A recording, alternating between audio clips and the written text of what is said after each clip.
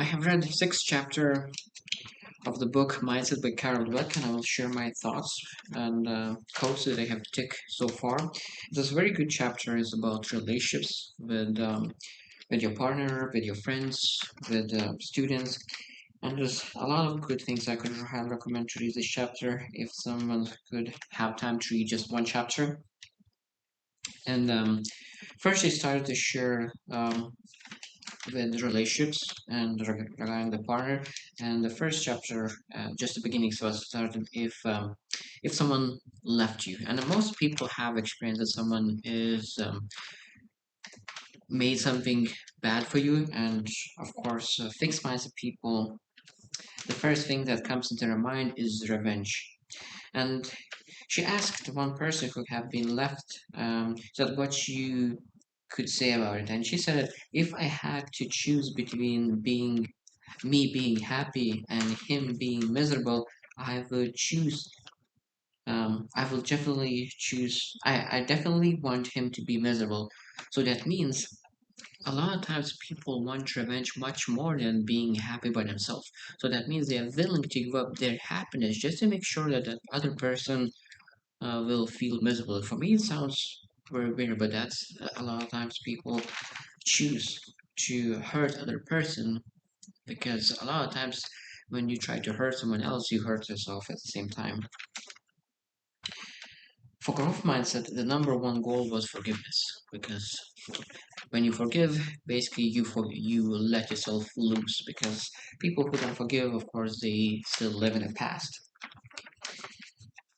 You can't believe that your qualities are fixed, your partner's qualities are fixed, and relationship qualities are fixed. So that means when we think about different levels of fixed mindset, it could be that you could believe that your qualities are fixed.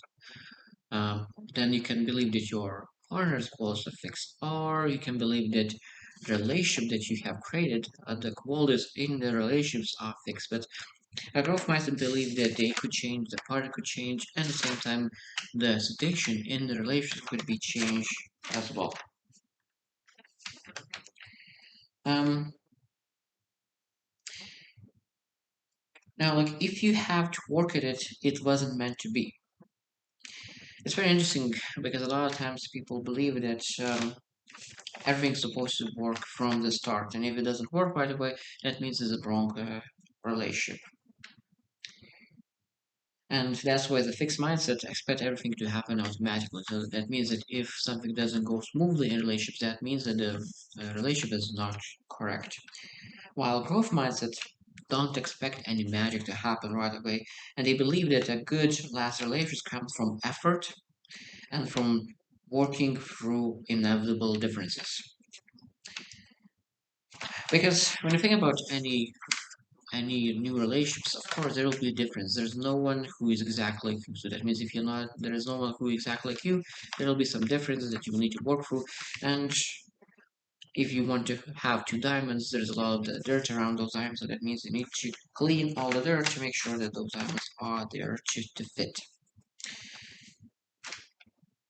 Mind reading instead of communicating instead of communicating inevitable backfire. So that means what she says that a lot of times people believe that people are supposed to read our minds, but people don't have that power. So that means you need to communicate exactly what you want or don't want to make sure that they are able to do that. Because a lot of times people put expectations on other person without telling them, and of course, if you didn't tell your expectations, other person will not be able to fulfill that expectation.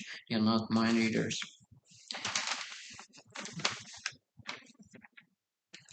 The fixed mindset believe that a couple should share all of each other's views. So that means a lot of times people believe that if I believe in something, my couple, my partner is supposed to believe the same thing as well. That's not true.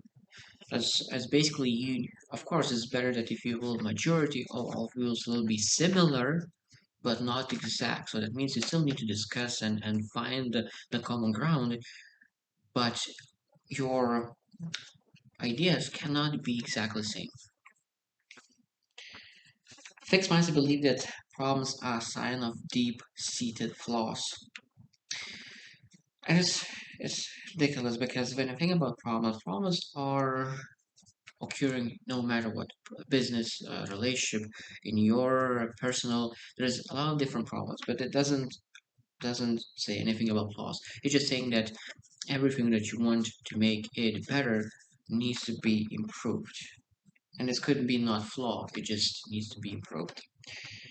There was one story about one lady, and he shared one paragraph, and that was Penelope assumed that somewhere out there was someone who was already perfect. Relationships expert Daniel Weil says that choosing a partner is choosing a set of problems. There are no problem-free candidates. The trick is to acknowledge each other's limitations and build from there. That's like a very good paragraph, and I really enjoyed it because basically there's no perfect candidate, and you need to understand that. That means that when you will meet a new partner, you need to understand that that partner will have some kind of problems. You will have some kind of problems. There will be some differences that you will need to work through, and only when you will be able to acknowledge those problems, acknowledge those limitations, you're able to work together to solve them and move forward with the relationship. Now, there was other part about basically friends, and there was one saying that her answer was that everyone has virtues and foibles, and that really, if you looked only for perfect people, your social circle would be impoverished. There was, however, one thing she would not put up with: people who made her feel bad about herself. So basically, she was sharing about friends, and she said that most people look for friends, for perfect friends as well, like for relations, for partner, the same as for friends. But there is no perfect friends as well, and you're not supposed to look for perfect friends. So that means we need to qualify our friends differently. We need to make sure that our friends do not make us sad. That's basically what she said. That you might to make sure that they don't make them feel bad about themselves. There's a lot of different ways of measuring people, and of course values and character and how they treat other people. That's is basically the main important things that when you think about creating new friendships. And she mentioned that with friends like this, you don't need enemies. There's a lot of different friends who has fixed mindset, and they try to put you down to make sure that they are lifting themselves up. So that means we need to be very careful what kind of people we surround ourselves, because those friends are putting us down, and they are worse than enemies.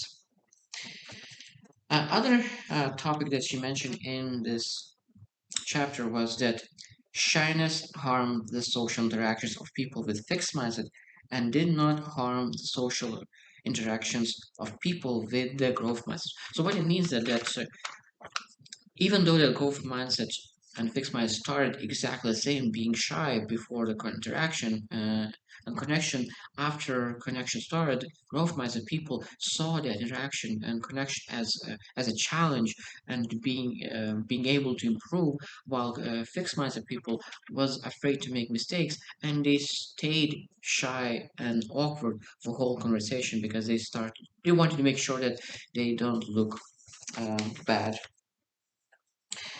Next thing that you mentioned in the chapter was about students, bullies, and how they see differently the bullying. And as students with a fixed mindset took the bullying and incident more personally. So that means they used to think that they are bullying because there is something wrong with people, with them, and they put those bullying words to themselves.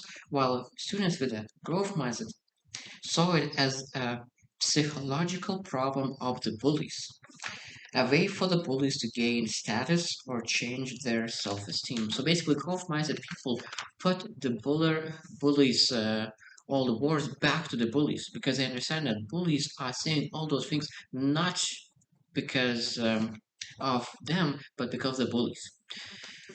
And that is a huge. So basically, that is the things that I took out of the sixth chapter, and still to go 7 and 8. I'm looking forward to share my thoughts from the next two chapters.